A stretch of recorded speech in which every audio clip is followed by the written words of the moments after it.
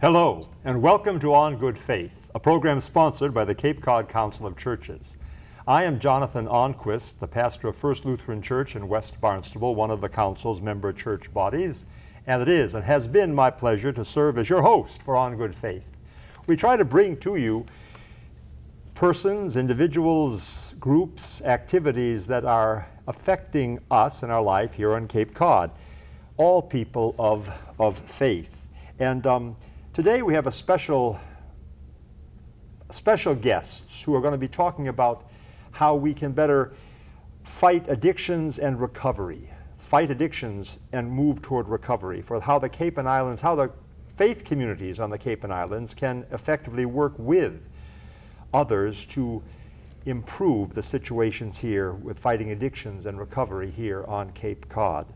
Our guests are Sam Tarplin and Nate Robertson. They are both co-chairs of Recovering Youth Coalition, a new group that is very effective in its efforts, its intention to fight addiction and encourage recovery here on Cape Cod. So I'd like to turn right to our guests and have them tell us about what they're about and how we, as persons of the faith communities, can effectively assist in this well-needed effort.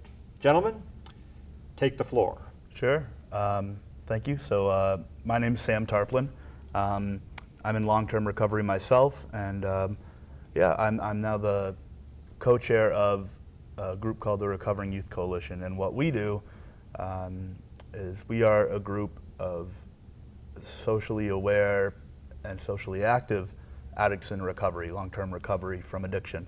And we do a little bit of everything from helping those in need, helping them seek treatment, to prevention with kids, to even some political action. And we're slowly expanding. We are still starting up to some degree. The Recovering Youth Coalition is started by you guys. Absolutely. And you guys both are recovering addicts. Yes. Mm-hmm. And I get the impression that one of the best things about your effort is that you are recovering addicts, able to come from the same space as the people you are trying to assist.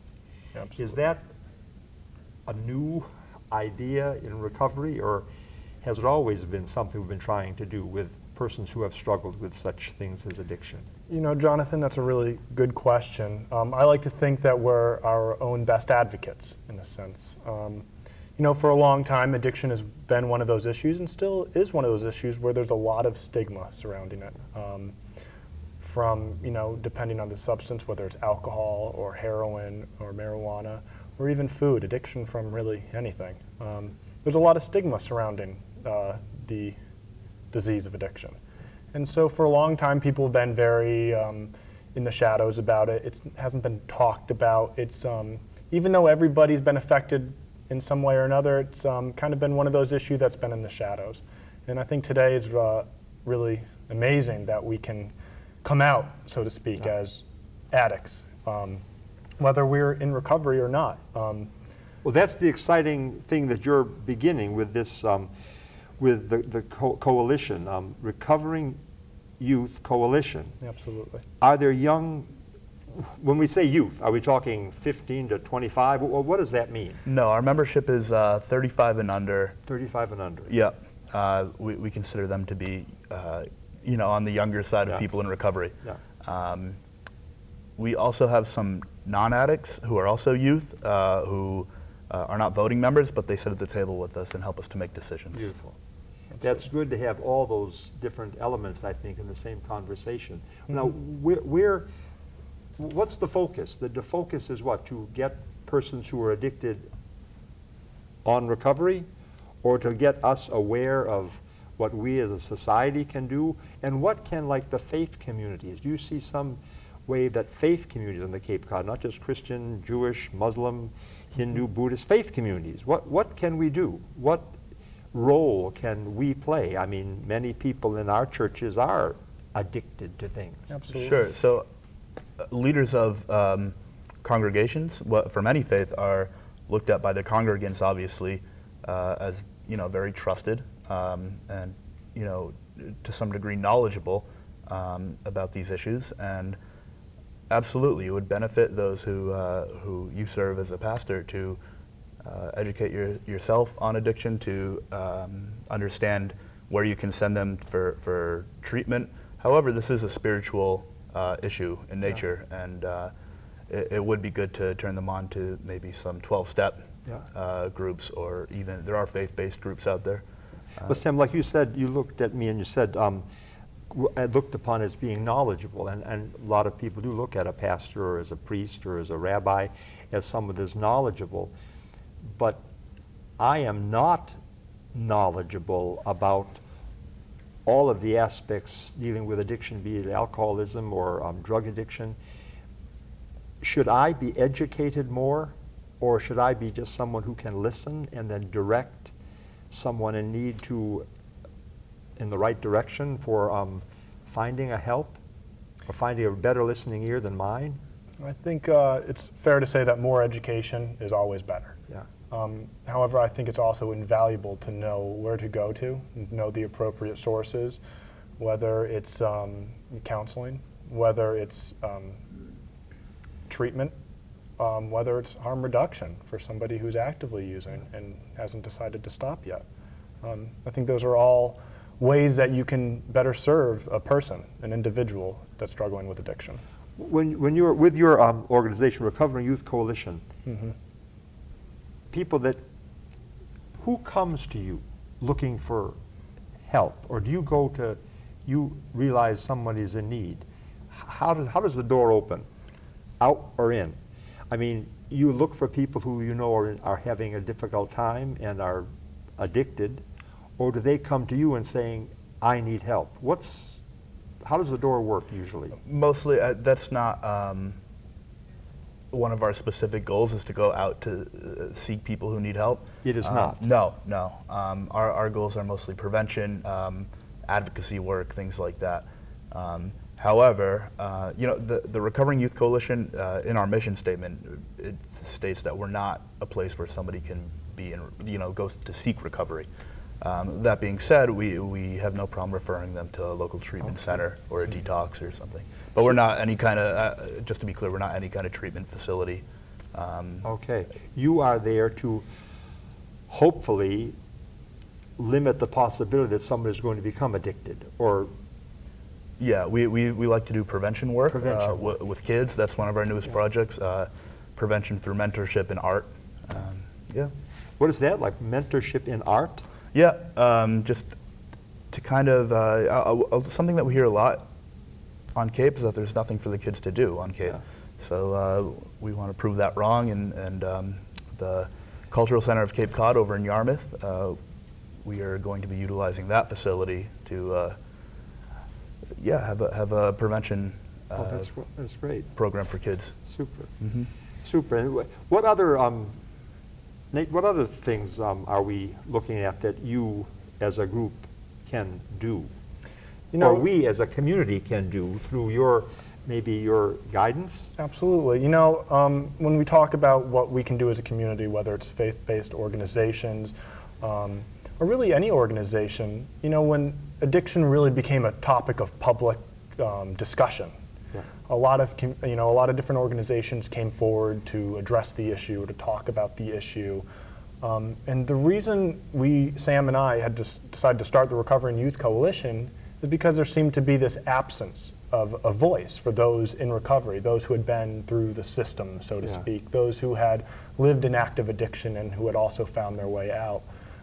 I think it's amazing that all these different organizations are coming forward and willing to address the issue and talk about it. But it's really important for them to include the voice of those who have lived it. Yeah. But that seems like such a challenge. You know, I think there are a lot of groups, many groups, that are trying to be a voice in this whole story. Absolutely. But I've been aware that the connections between the different groups aren't really clear cut. Some groups don't even realize some other group is doing the same thing they're doing in Yarmouth that they're doing over there in Chatham, and why don't they get together and how do you get people together? The county government has a group that kind of has representatives from every corner of everyone who this affects. But are you talking more about our group specifically? I'm talking about all the groups. I mean, there are other groups beside the Recovering Youth Coalition, which sounds like you were trying to fill a void because that Right. the addicted people of 35 and under weren't listened to or Exactly. weren't heard. That's how this started. I sit on a few boards, various boards.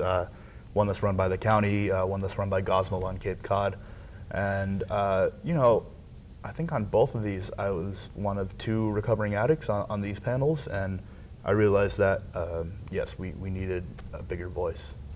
How does that bigger voice from someone that has been addicted, how does that affect a change in the way the group is working? I mean, I will have a drink, but and I've never had I smoked 1 marijuana cigarette in my life when I was maybe 19. But, so I don't know anything. So how does a person that doesn't know anything about the addiction we're talking about, how does that person, he or she, effectively help? I think by doing what you're doing right now, which is reaching out to the appropriate sources, to reaching out to those individuals who have lived through it, and to listen, most importantly. And that's kind of what we're trying to do as an advocacy group, is to get people to listen. Say, you know what, we're a group of people that often hasn't been listened to. And our opinions, our knowledge about who we are and what can help us is valid, if not more valid, than what a lot of other people have to say. Have you run into people who would say, now come on, we don't need to hear your voice? You know what, I can't say that I have, and I'm really grateful for that. Yeah, me neither. People have been really accepting of our trying to get involved. And when I say people, I mean everybody from human services to the police forces. So, But how it just seems like you want something to grow expeditiously, or the recovery to be something that can be really tangible, and we see recovery. Do you see recovery? Do you see it? Can you say 23% of the people that I've talked to are successfully recovered? I mean, unfortunately, I think it's less than that, but yes, there is a definite and tangible population on Cape Cod who's in recovery. I think there's hundreds, if not thousands, of people that are in recovery, whether it's your lawyer, your clinician, your barista, your landscapers. People have found their way out. And it all depends on how you define recovery, but I view it as any change in ideas and lifestyle. Those who have changed their lives for the better, they live all among us. And for a long time, they've been in the shadows. They haven't spoken up. They haven't tried to. I don't, because I think maybe it's an embarrassment, or they don't want to voice anything. Let me read. There's a book was put together by a woman on Cape Cod, Nancy Jane Woodside, entitled Sea Glass. So women speak from America's newest plantations, talking about homelessness. But this one little couple of lines by this woman, called The Blues. Depressed. I know why. I just want it to go by. Waiting for the end of depression. Will it ever end? I pray and I pray again every single day. Still the blues. Will they ever go away? Depression, is that not a real element of the struggle that an addicted person has? It absolutely can be. Personally, I view addiction as a mental illness, or even a symptom of other mental illnesses. For instance, I think I was somewhat, to some degree, treating my own depression with drugs that would make me, temporarily happier. But yeah, that really, as a recovering addict, I can absolutely relate to that. I think there's a lot of truth in that poem. The frustration with your own identity as a depressed person, the praying for it to go away. I can recall being there myself, hating myself for living how I was living, for doing what I was doing, wanting it to go away, not knowing what to do with it. and not being particularly happy at all. What broke for you that you could turn to recovery? You know, I was aware of recovery. I had seen it. I'd seen it in my father, actually. My father, you know, struggled with alcoholism for a long time. And for a long time, I kind of wrote him off as, you know, a victim of alcoholism, as past the point of hope. And you know what? He proved me wrong. You know, one day he got sober.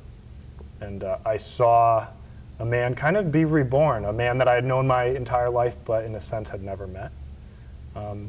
Suddenly standing there, you know, with a new look in his eye, with a new lifestyle, with a new way about him that I couldn't quite pinpoint. But I recall at that point knowing that recovery was possible.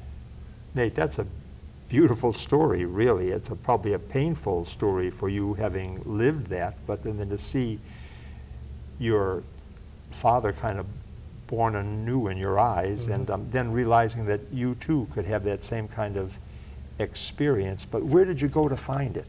You know, I tried a couple treatment facilities, and I got a good education about addiction in those treatment facilities, but it didn't really happen for me until I was ready, till I really had made the decision that I wanted to try something new, and I threw myself into it 110%.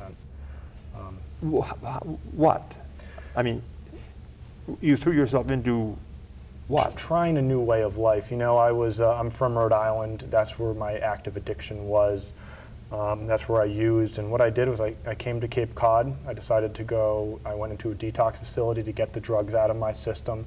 After that, I started going to a lot of meetings, surrounding myself with people in recovery, putting myself in an environment where I couldn't use, where I was drug tested. Yeah. I knew I couldn't trust myself. You know, I live with something in my head that tells me that using drugs will make things better. And for a long time, I had to check myself. I had to put myself in a safe place and surround myself with safe people. That's a courageous thing for a young man to do, I think, what you did. And I think it's very sad that so many can't make that kind of a decision that you made. It's a difficult one. And your organization, Recovery Youth Coalition, is trying to enable, we're trying to not enable young people to realize there's another avenue, Absolutely. but to allow them to never get addicted. Isn't that the effort? That would be the goal. I think prevention is a noble gesture. And that isn't to say that we can prevent addiction from ever happening. I think that would be delusional. Addiction's here to stay. But the best thing we can do is give people hope, show people that there's a way out, and when they're ready, we're there for them. And we can prevent some of it. You know, absolutely. I think we can save a lot of kids from ever going down this road. But I think Nate's right. You know, ever since it says in one of the fellowship's books, since man first crushed grapes, there have been, you know, addicts and alcoholics. So, you know, I think addiction will always be around to some degree, but at the same time, we can start to see there are evidence-based prevention practices that are working. And you're moving toward making that a reality for more people. I like the information that you had sent to me. I like the film that you did. Let's talk about that. The film that you put together of Addiction on the Cape. Talk about it. What was it called again? It's called, Is it called? What Happened Here? The Untold Story of Addiction on Cape Cod. And the untold story is that of recovery.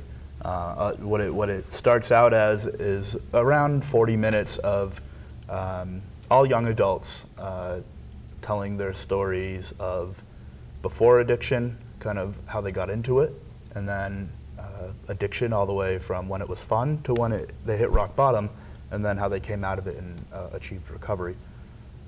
Now, this is available still for us to be seen on the Cape. I know there was several months ago there was going to be a first showing of it, and then the snowstorms hit, and I didn't get to see it, but it's still, what's the title again? What Happened Here? The Untold Story of Addiction on Cape Cod.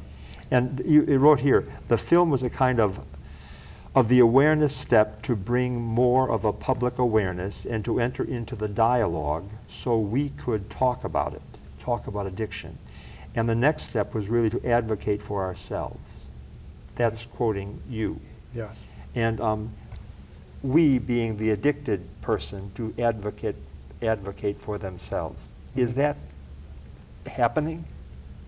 Oh yeah. I think so. That was, when Sam and I started this film, it was really just because there was everyone was affected by it, and we wanted to really document that, to put it, to show people, Yeah. the whole story.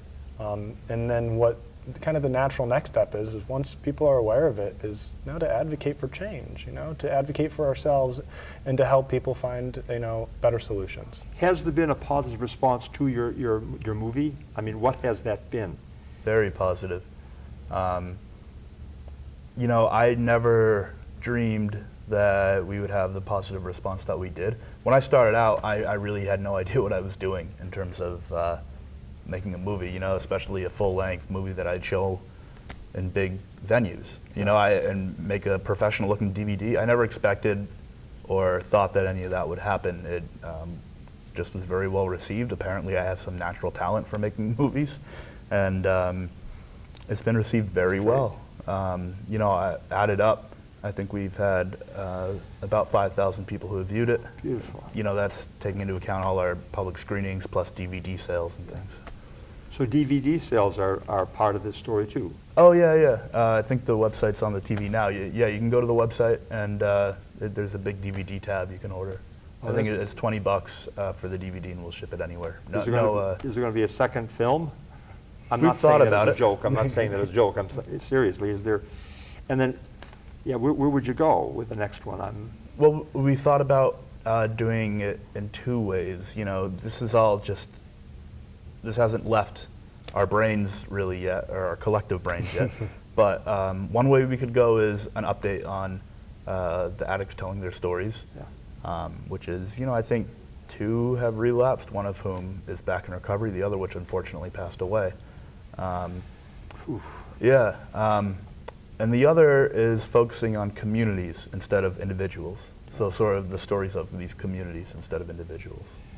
What, you mean communities of Different towns and how they are working with how they're reacting. meeting the problem? Right, that was kind of your perspective on it. Some towns have taken a very law and order approach. Some towns have taken a very treatment-oriented approach. And just about all towns have been affected and have opinions one way or another. Well, I'd like to explore the human elements of that. I think that's, just about all. I think you could say all. Everyone is affected by this difficult life story. It's part of our life. And addiction, people are searching, and people are hurting. And oftentimes, I think persons make wrong decisions about where they can go to solve their hurt. And I hope you guys can continue on this journey. What's in the near future for you guys? Continuing your work, I know, but I would say we have a couple screenings lined up for the film, so obviously getting in the community, talking about it, showing people the untold story. Right, the dates are still TBA and Yep. locations. I mean, we know we have one on the way Upper Cape and one on the way Outer Cape at the moment. But the dates are TBA. If you go to our Facebook, we'll post them. And are you there for those when there's a screening? Absolutely. And is there discussion after? There's discussion after, open Q&As. floor, Q&A, we hang Beautiful. out, we talk to people. Good. And it's amazing actually getting out there. I know we had done one at Barnstable High School. We talked to some people and meeting parents, meeting people in the community who had never really met somebody who was openly in recovery and saying things like, well, you're so nice, you don't look like an addict. And I guarantee you they had met people in recovery before, they just hadn't never known known it. it. Never That's knew. right. Yeah. I think it's the knowledge that is there that we don't realize. And I think that's true in so many different instances of how we human beings struggle with our journey here. But any final words you want to share with us about Recovering Youth Coalition? Sure. I think I'd like to just direct to the faith community, the faith-based community. I think some things that you can do are to educate yourselves on addiction. This is for leaders because you will be approached by congregants looking for advice and help. We'd love to see every church, synagogue, mosque, whatever, open its doors to 12-step meetings. That would be wonderful. And yeah, the public is welcome to our Recovering Youth Coalition meetings. Come on down. We meet every third Wednesday of the month. So not every third Wednesday, but every third Wednesday of the month at the AIDS Support Group of Cape Cod's office in Hyannis. So Wonderful. the public is welcome. And I think what's so good is it's so often it was something that was kept in the closet. It's out of the closet now, and people are aware of what the challenge is.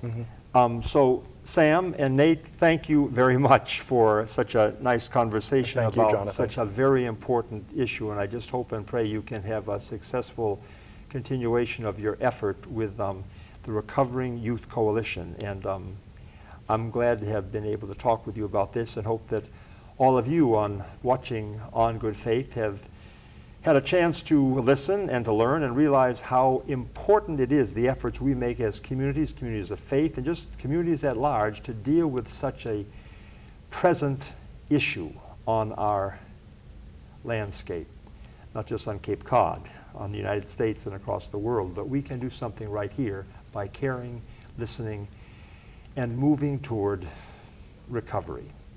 Well, thank you for joining us on Good Faith. I look forward to being with you again. Peace to you.